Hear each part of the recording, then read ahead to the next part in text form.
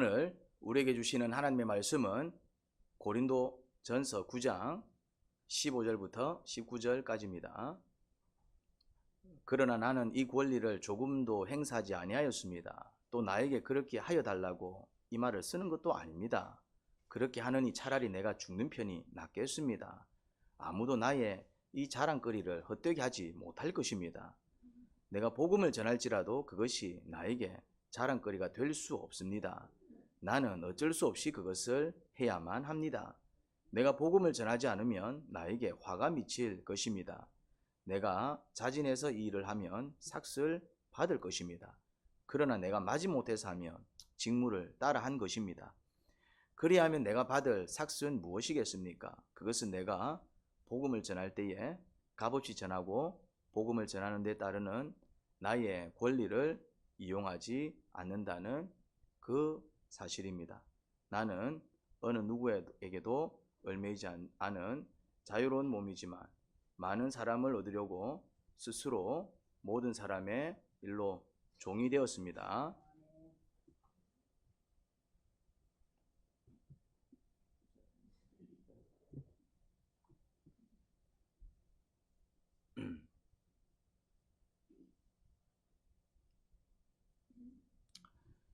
네, 자기 권리를 잘 챙기는 사람을 실속파라고 부릅니다. 자기 실속을 잘 챙기는 사람들이 있죠. 그런 사람들을 보면 어떤 생각이 듭니까? 내가 안 가르쳐 드려도 됩니다. 다 읽었습니다. 정용 형제. 안 가르쳐 드려도 됩니다.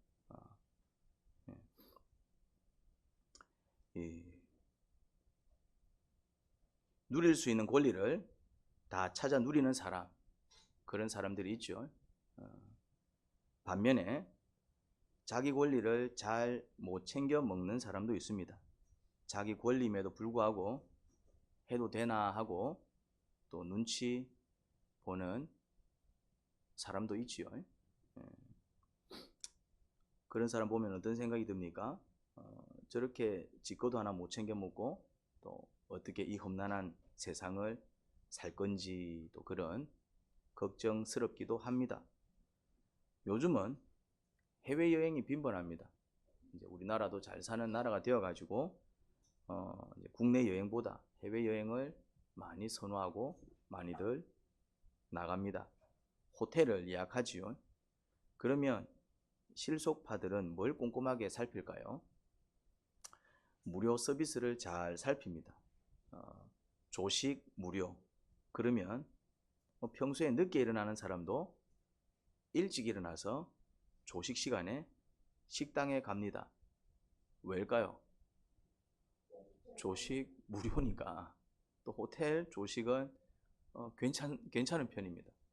경험이 있는 분들은 아실 겁니다. 그런데 조식이 무료라는 사실을 모르는 사람은 혹시 저거 먹었다 체크아웃 할 때 요금 바가지 쓰는 거 아이가? 호텔은 비싸다던데 막 겁이 나가지고 그냥 멀리서 쳐다만 보지요. 그래도 배가 고프면 어떻게 합니까? 그냥 편의점 가서 컵라면 하나 사 먹고 때우는 사람도 있습니다. 그러면 이제 뭐라고 얘기합니까? 야, 니 왜 컵라면 먹고 있어? 조식 무료인데? 황당하지요. 어떤 서비스가 걸려 있는지 꼼꼼하게 살피면 실속 있게 자기 권리를 찾아 먹을 수 있습니다. 그거는 권리입니다, 권리. 근데 안 먹는다고 해서 누가 챙겨줍니까, 안 챙겨줍니까? 권리는 스스로 찾아 먹는 겁니다. 근데 또 이런 경우가 있습니다. 너무 자기 실속만 부리는 사람은 또 어떻게 느껴집니까? 너무 자기 실속을 그렇게 부리는 사람을 보면은 야, 저거 진짜 집비 모른다. 또 이런 또 얄미운 생각이 들 때가 있습니다. 그런 인상을 주기도 하지요. 오히려 누릴 수 있는 권리도 다른 사람들을 배려해서 내가 마땅히 누릴 수 있지만은 또 다른 사람들이 좀 더 나은 혜택을 누리기를 바라며 자기 권리를 포기할 때 또 어떤 생각이 듭니까? 참 저 사람 괜찮다, 멋있다 그런 느낌 들지 않습니까? 그러면은 자기 권리를 다 찾아 먹는 게 좋은 것일까요? 아니면은 다른 사람들을 위해 자기 권리를 포기하는 게 좋은 것일까요? 한번 생각해 볼 필요가 있을 것 같습니다. 오늘 본문에선 이런 고백이 나오지요. 15절 같이 읽었던 본문인데 나는 이런 권리를 조금도 행사하지 아니하였습니다. 이제 바울의 고백입니다. 이 서신을 쓴 사람의 고백이지요. 자기 권리를 쓰지 않았다. 이런 이야기를 하고 있습니다. 바울과 그의 동역자들이 고린도 교회를 세울 때 마땅히 받을 수 있는 권리를 포기하며 고린도 교회를 세우는 일에 전념했을 것입니다. 내가 누군가에게 밥을 사줬습니다. 누군가에게 밥을 사줬어. 그러면 자연스럽게 어떤 권리가 생깁니까? 그렇죠. 내가 밥을 사준 사람에게 밥을 한 그릇 얻어먹을 수 있는 권리가 그냥 자연스럽게 생깁니다. 그리고 또 나에게 밥을 얻어먹은 사람은 나에게 밥을 사줘야 하는 의무가 생기는 것이지요. 자연스럽게. 그런데 내가 그 권리를 포기하면은요. 내가 밥을 사줬으니 사준 사람에게 밥을 사달라고 할 수도 있죠. 야, 지난번에 내가 쏘았으니까 이번에 네가 좀 쏘아. 할 수 있죠. 또 그게 권리입니다, 이제. 그런데 그 권리를 포기할 때 얻는 유익이 뭘까요? 근데 내가 그렇게 권리를 행사할 수 있잖아. 내가 밥을 몇 번 사줬으면은 한 번 정도는 사달라고 할 수 있는 거잖아요. 충분히 그럴 수 있습니다. 그런데 그런 권리를 포기할 때 얻을 수 있는 유익이 뭔가? 누가복음 14장 13절 14절에서 이제 그 얘기를 하고 있습니다. 같이 한번 읽어볼까요? 시작. 잔치를 베풀 때에는 가난한 사람들과 지체 장애가 있는 사람들과 다리 사람들과 눈먼 사람들을 불러라. 그리하면 네가 복될 것이다. 그들이 내게 갚을 수 없기 때문이다. 의인들이 부활할 때에 하나님께서 내게 갚아 주실 것이다. 자, 이 성경 말씀에 의하면은 자기 권리를 포기할 때 내가 밥을 사줬어. 그러면은 어떤 권리가 생긴다? 그 사람한테 밥 한 그릇 얻어먹을 수 있는 권리가 생기지요. 그 권리를 포기할 때 뭘 얻는다고요? 무슨 복권이니까 무슨 복권이니까 뭐라고요? 이제 여기 있는 표현을 그대로 빌리자면은 하나님께서 대신 갚아주시는 복을 얻습니다. 쉽게 말해 내가 누군가에게 밥을 사줬어. 근데 그가 나에게 밥을 사주면 그걸로 끝나는 것입니다. 그냥 내가 사준 밥 그대로 그냥 하나 돌려받은 걸로 끝나버린다 이 말입니다. 손해는 안 보지요. 근데 그냥 그걸로 끝나요. 그냥 밥 한 그릇 사주고 밥 한 그릇 얻어먹은 걸로 끝이 나버립니다. 그런데 내가 밥을 사줬는데 그는 나에게 밥을 안 사줬어. 또 내가 밥을 사달라고 안 했어. 내 권리를 안 썼다 이 말이죠. 그러면 어떤 일이 벌어진다고요? 의인들이 부활할 때에 하나님께서 대신 나에게 그것을 갚아줍니다. 야, 니 그때 누구한테 밥 사줬지? 그러고는 그 권리를 쓰지 않았지? 그거를 누가 기억하고 있다가? 하나님이 기억하고 있다가 하나님께서 대신 갚아주신대요. 밥 사주고 밥 한 그릇 얻어먹으면 그걸로 쌤쌤입니다. 그런데 밥 사주고 얻어먹지 않으면 하나님께서 대신 갚아주시는 복을 얻습니다. 그러면은 밥 한 그릇 돌려받는 게 클까요? 아니면은 하나님께서 대신 갚아주시는 복이 클까요?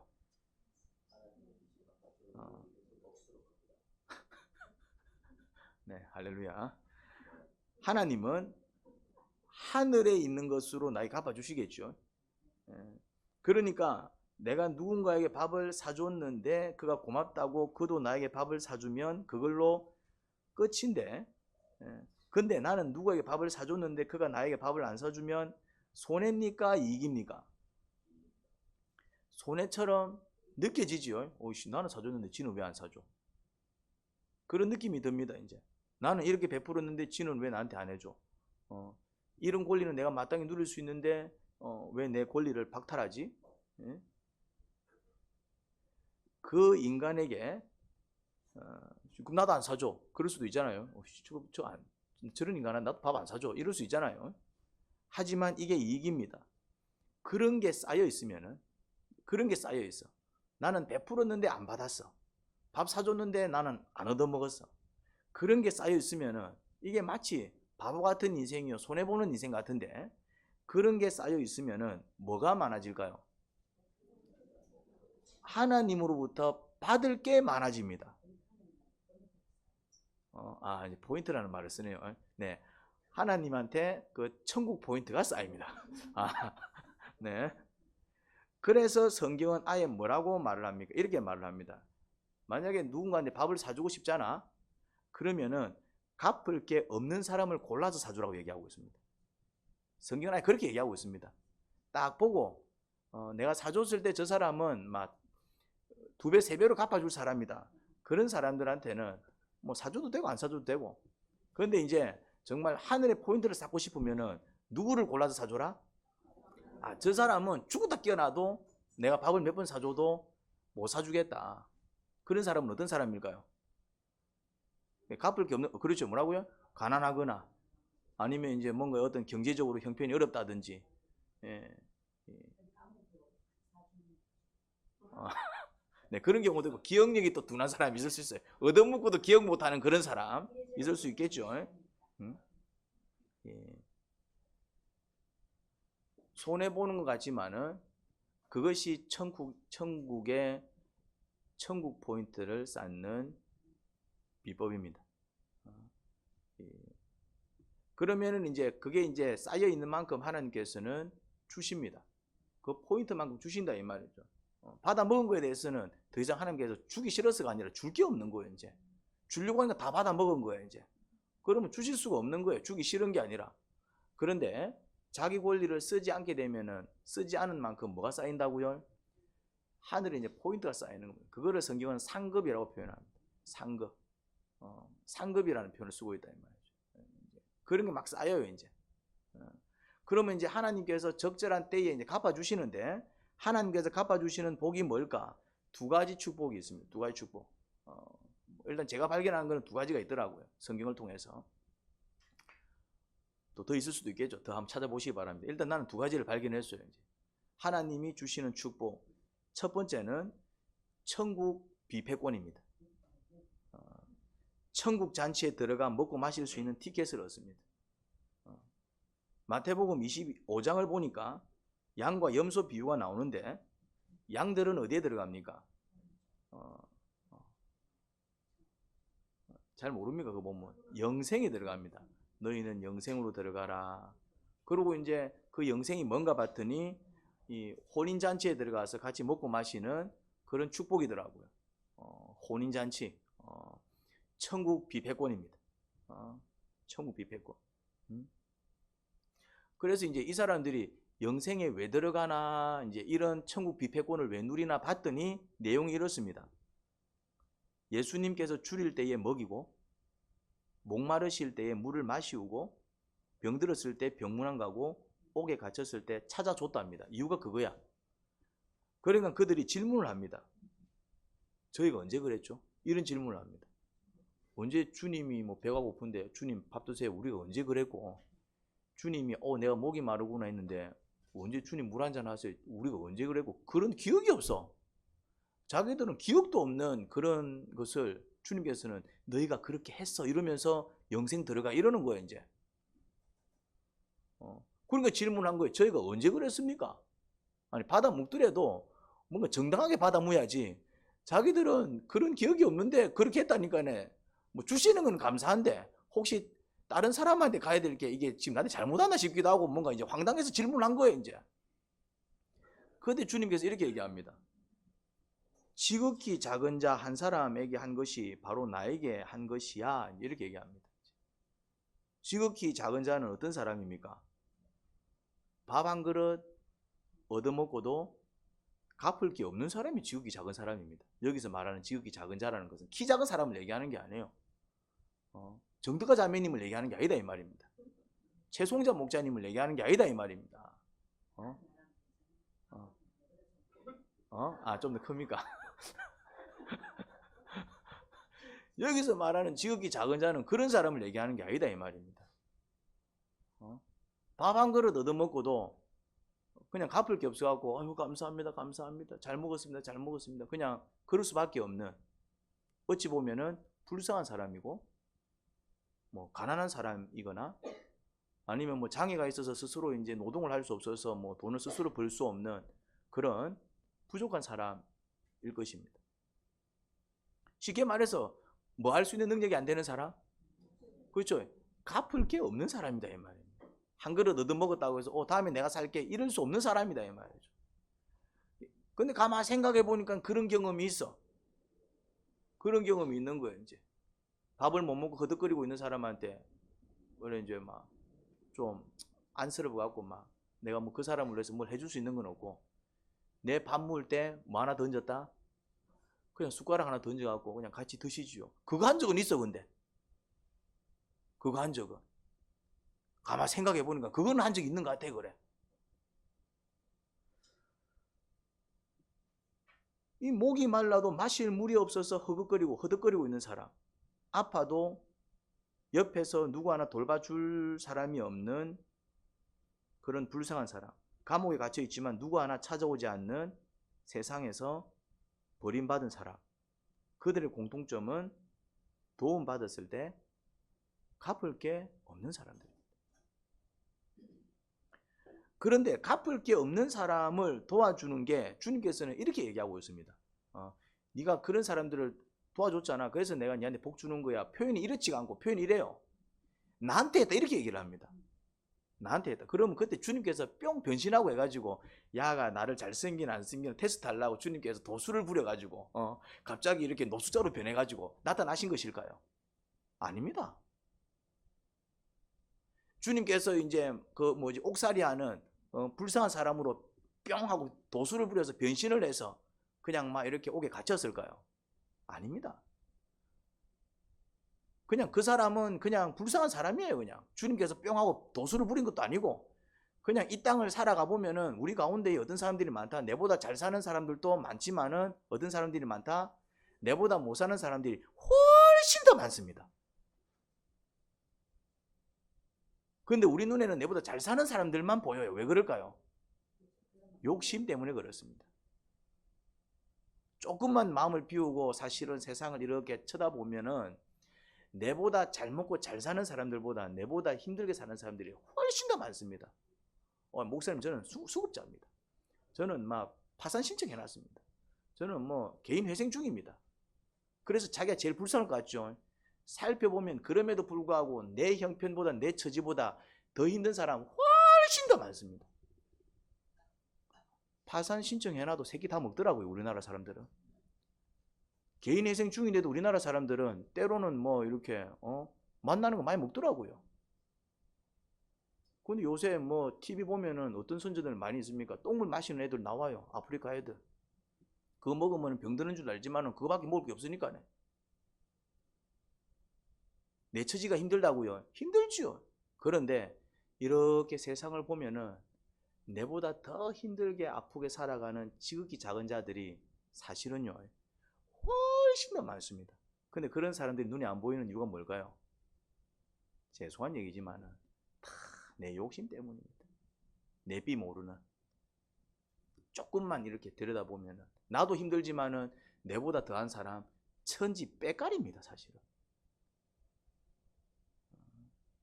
그런데 그런 사람들을 나도 사실은 내 코가 석자고 나도 사실은 뭐 그렇게 형편이 넉넉지 않지만은 그래서 뭐 좋은 걸 사줬다는 얘기가 아니야. 근데 보니까 내보다 더 힘드니까네. 나도 뭐 먹는 게 그냥 막 된장국에 그냥 그 된장 지지 갖고 그냥 막 밥 한 그릇 먹는 거야 이제. 그렇지만 적어도 나는 뭐가 있다? 된장이라도 지져서 먹을 쌀은 있더라 이 말이죠. 그래서 이제 뭘 얹었습니까? 그냥 막 내가 그 사람을 위해서 막 없는 고기를 사온 것도 아니고 뭐 했습니까? 그냥 숟가락 하나 더 얹었다. 숟가락 하나 더 얹었다. 그런데 주님은 그걸 뭐라고 얘기하느냐 하면 이렇게 얘기합니다. 나한테 했다. 그거 언제 주님한테 했습니까? 주님 만약에 주님이었으면 더 좋은 거 먹이지. 빚내서라도 먹이지만 주님이었으면 주님이시네요. 빚내서라도 먹이지. 이 말의 의미가 뭘까요? 그건 나한테 한 거야. 주님께서는 그렇게 말씀하셨어요. 갚을 게 없는 사람을 도와준 것은 갚을 게 없는 사람을 도와준 거지 그게 왜 주님을 도와준 것이냐고요. 이제. 주님은 왜 그렇게 생각을 하시냐 이 말이지. 나한테 한 거야. 나한테 한 거야. 주님은 왜 그렇게 생각하시냐 이 말이야. 지방에 사는 이제 한 어머니가 아들을 서울로 대학을 보냈어요. 이제 좀 형편은 가난했지만 공부는 잘했나 봐요. 근데 이제 가정 형편이 어려우니까 이제 좀 이렇게 뭐 좋은 뒷바라지를 좀 잘 못해 줬을 겁니다. 뒤늦게 한 사실이지만 아들이 크게 아파 누워 있을 때 집에 얘기도 못 하고 엄마가 걱정할까봐 이제 끙끙거리고 있을 때 이제 주인 아주머니가 어떻게 이제 이렇게 보고 이제 아이고 안쓰러워 갖고 막 죽도 좀 써주고 어쨌든 좀 이렇게 신경을 써가지고 좀 이렇게 쾌차를 했나 봐요. 회복이 된 것이죠. 이제 나중에 이제 아들이 이제 또 그런 이야기를 이제 엄마한테 이제 한 거죠. 우리 주인 아주머니가 참 좋은 분이더라. 그런 이야기를 했겠죠. 그런데 이제 그 이야기를 들은 어머니는 이제 직접 농사를 지은 갖가지 채소며 꿀이며 아무튼 자기가 줄 수 있는 온갖 좋은 것들을 챙겨와서 그 주인 아주머니에게 찾아가 고맙다며 이제 그것들을 선물로 주는 것이죠.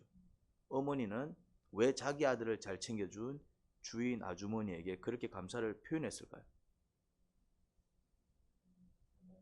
뭐라요? 내 아들이니까. 내 아들이니까. 자기 아들 아파 누워 있는데 어떤 엄마가 외면합니까? 이제. 옆에 없으니까 못 챙겨준 것이죠.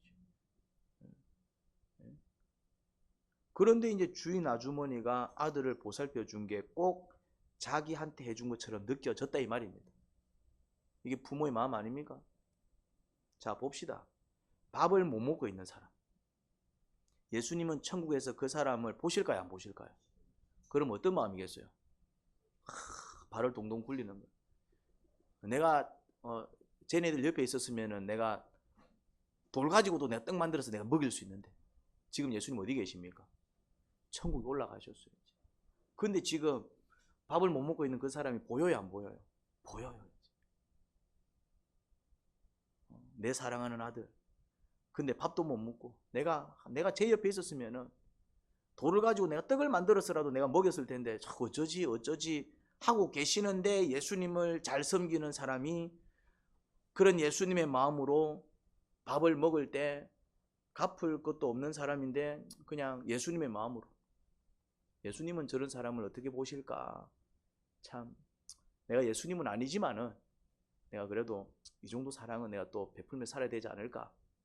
그냥 예수님의 마음으로 그냥 같이 밥 먹지요 하면서 숟가락 얹었다 이 말이죠. 그때 예수님은 어떤 마음이시겠어요? 고맙다. 내가 할 일을 네가 해주네. 내가 당장에 달려가서라도 내가 참 돌덩어리 갖고 떡을 만들었어도 내가 정말 먹이고 싶었는데 그럴 수 없어서 내가 발만 동동 굴리고 있었는데 네가 내 마음을 알고 또 그 자를 네가 이래 또 보살폈네. 고맙다. 내가 다 갚아줄게. 그 사람은 갚을 게 없어서 니한테 아마 아무것도 못 갚을 거야. 근데 걱정하지 마. 내가 다 갚아줄게. 주인 아주머니가 자기 아들 챙겨줬다는 사실을 알고 그 어머니가 그냥 집에 있는 좋은 선물 다 바리바리 싸들고 올라가서 고마워요 고마워요 했던 그 어머니의 마음, 그 이상의 마음이 주님의 마음 아니실까요? 그 갚음이 뭡니까? 그 갚음이 이거예요. 그렇게 살다가 온 양들한테 이렇게 얘기합니다. 너희들은 영생, 천국, 비패권 같이 먹고 마시자. 너희 것을 아끼지 않고 내 사랑하는 자들한테 베풀고 나누었으니 그러면 나도 내 것을 아끼지 않고 니하고 나눌게. 자, 봅시다. 내가 가진 것으로 누군가하고 나눌 때 그게 얼마나 되겠습니까? 여러분들이 뭐 부자도 아니잖아요. 죄송한 얘기지만 우리 교회는 좀 잘 사는 사람들이 그렇게 많지는 않잖아요. 형편들이 다 그렇고 그렇잖아요. 그럼 여러분들이 뭔가를 나눌 때 그 나누는 것이 얼마나 되겠습니까? 고작 그냥 그 정도인 거예요, 그냥. 그렇지만 나는 그게 전부기 때문에 그냥 그걸로 나누는 거예요, 그냥. 그러면 주님께서 주님의 것을 가지고 우리랑 나눠요. 그럼 주님은 뭐 갖고 계시겠어요? 주님이 우리 같겠습니까?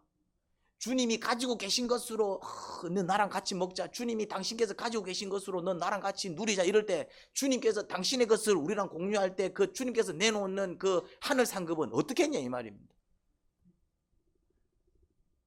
그게 영생이다 이 말. 너는 영생. 주님께서 갚아주시는 첫 번째 축복 뭐라고요? 영생입니다. 우리가 그렇게 살다 가면 손해보는 것 같잖아요. 니는 맨날 그걸 다 퍼주고 왜 맨날 그래 바보같이 살아? 세상에서는 그런 사람은 바보 같대요. 왜 바보처럼 살아? 이래 얘기합니다. 그래 살면은 이 세상에서 살아남지 못해. 네 이용해 먹는 사람들도 생길 거야. 왜 그렇게 바보같이 사니? 세상에서는 그런 사람들을 뭐라고 부른다고요? 바보라고 부릅니다. 그런데 주님은 뭐라고 얘기합니까? 주님은 이렇게 얘기합니다. 고맙다, 고맙다. 네가 나한테 해줬구나, 나한테 해줬구나. 세상은 그런 사람들을 바보라고 얘기합니다. 그래서 세상은 뭐라고 얘기합니까? 걸머지라, 걸머지라. 그 다음 또 뭐라고 얘기합니까? 걸머진 거는 절대로 놓지 마라, 놓지 마라, 절대로 놓지 마라. 그래 잘 산다, 그래 잘 산다. 이래 얘기합니다. 세상은 뭐라고 얘기합니까? 좀 여유가 있으면 좀 나누어라. 좀 여유가 없더라도 니보다 더 있는 사람이 있으면 나누어라, 나누어라, 베풀어라. 그러면 이렇게 얘기합니다. 그러면 네가 잘 될 거야. 근데 이게 말이 안 맞다고요. 이제 어떻게 다 퍼주는데 잘 될 수가 있습니까? 이유는 이것 때문입니다. 그렇게 말씀하신 주님께서 주님의 것을 나랑 공유하기 시작하십니다. 요게 걸려 있다고요. 당연히 내가 갖고 있는 거 다 베풀어 보면 내가 거지 깽깽이 되는 것이지. 그런데 그렇게 끝나는 것이 아니라 그렇게 말씀하신 주님께서 그때부터 뭐 하기 시작하냐면은 주님의 것을 나랑 공유하기 시작합니다. 그래서 어떤 사람들이 하늘의 은혜를 누립니까? 주님 말씀대로 살아가는 사람. 어떤 사람들이 하늘의 은혜를 누리지 못합니까? 지 욕심 따라 살아가는 사람. 세상 원리 따라가는 사람. 그래 놓고 문제 생기면은 하나님 왜 날 안 도와주십니까? 이렇게 얘기합니다. 왜 안 도와주십니까? 지 쪼대로 살았거든. 지 욕심대로 살았거든. 도와주고 싶어도 도와줄 수가 없어. 영생은 누가 누리는 것이라고요? 영생은 누가 누리는 것이라고요? 그렇죠. 지극히 작은 자 한 사람을 섬길 줄 아는 사람. 내 거에 대한 욕심이 많은 사람은 불가능하겠죠. 주님의 마음으로 사는 사람만이 가능할 것입니다. 그러면 손해보잖아요. 그럴 때 뭘 기대한다고요? 주님께서 갚아 주실 거야. 주님께서 갚아주실 그 축복을 기대하면서 뭐 할 줄 아는 사람? 주님의 마음으로 살아가는 사람. 주님의, 내 욕심으로 살아가는 것이 아니라 주님의 마음으로. 설마 주님께서 아파 누워있는 사람을 외면하실까요? 그건 주님의 마음이 아니잖아요. 먹지 못해서 허덕거리는 사람을 외면하실까요? 주님의 마음이 아니잖아요. 자, 두 번째 축복이 뭘까? 첫 번째 축복은 뭐라고요? 영생입니다. 영생. 나랑 같이 먹고 마시자. 그게 영생입니다. 영생은 몇 가지 의미가 있죠. 주님과 함께 더불어 살아가는 그 복된 인생을 영생이라 그러는데 오늘 본문에서는 나랑 같이 내 걸 갖고 나랑 같이 먹고 마시자. 그게 영생입니다. 영생. 천국 들어가서 주님의 것을 내 것처럼 쓸 수 있습니다. 이건 주님의 것이잖아요. 너 것처럼 써도 돼. 너도 네 거 내 사랑하는 자들과 나누었잖아. 그래서 나도 내 거 니랑 나누는 거야. 여러분들 주님의 것을 공유하고 싶습니까? 주님의 나라를 공유하고 싶습니까? 정말 그 하늘 영광을 공유하고 싶습니까? 그럼 먼저 여러분들의 것을 여러분들보다 못한 사람들과 공유하기 시작하십시오. 자, 그러면 두 번째 축복은 뭘까? 또 이 두 번째 축복이 나와요. 두 번째 축복은 이겁니다. 내가 똑같은 일을 당했을 때 똑같은 사랑과 은혜를 입습니다. 할렐루야.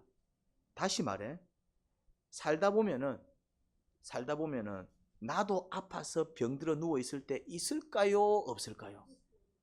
살다 보면은 나도 쫄딱 망해 밥 먹을 돈이 없어서 쫄쫄 굶을 때가 있을까요? 없을까요? 내가 항상 큰 자입니까? 내가 항상 건강한 자입니까? 내가 항상 풍족한 자입니까? 나도 지극히 작은 자가 되라는 법 없나요? 우리 교회는 이런 사람들이 있습니다. 지금은 참 형편이 어려운데 이전에는 몇 억씩 쭉 물렀던 사람들도 있어요. 몇 억씩 쭉 물렀을 때는 어떤 자입니까? 큰 자지요. 근데 지금 쫄딱 망해가지고 이제 막 한 끼 한 끼 먹는 게 힘든 사람, 어떤 사람입니까? 작은 자지요. 큰 자였다가 작은 자 된 사람 있습니까? 없습니까? 많습니다. 물론 또 작은 자로 살다가 큰 자 된 분들도 있습니다. 정말 힘들게 살았는데 또 주님께서 복을 주셔가지고 또 좋은 어떤 집으로 이사를 가신 분들도 있습니다.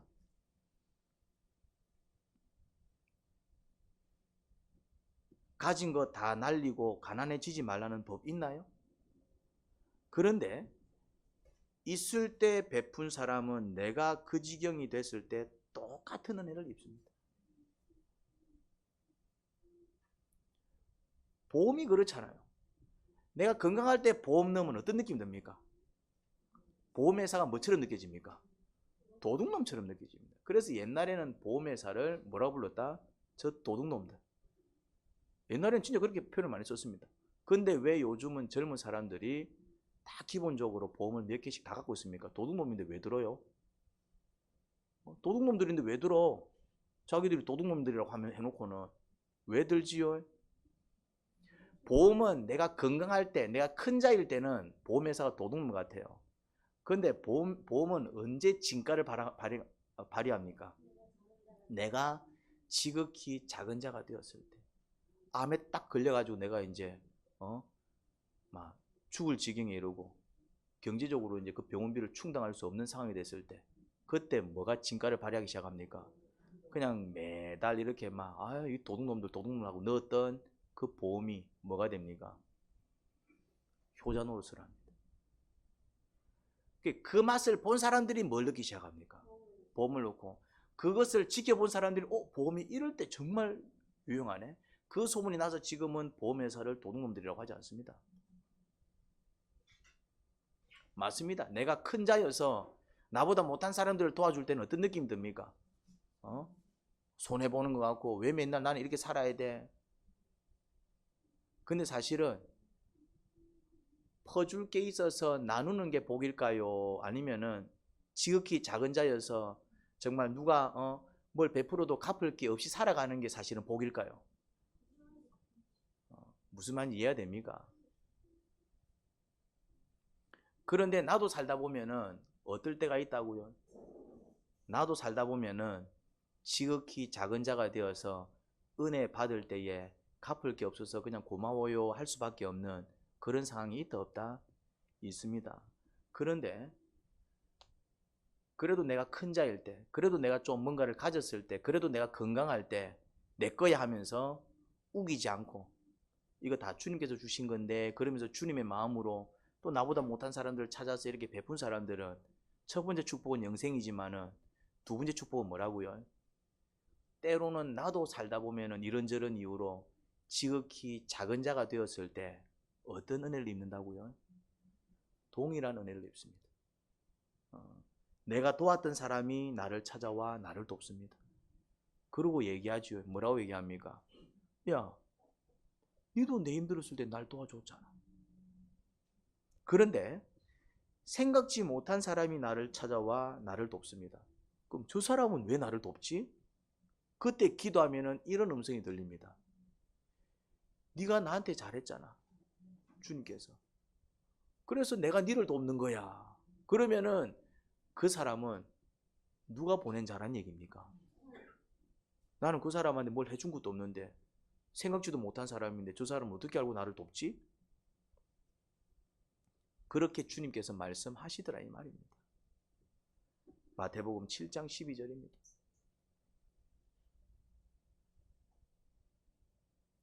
그러므로 너희는 무엇이든지 남에게 대접을 받고자 하는 대로 너희도 남을 대접하여라. 이것이 율법과 예언서의 본뜻입니다.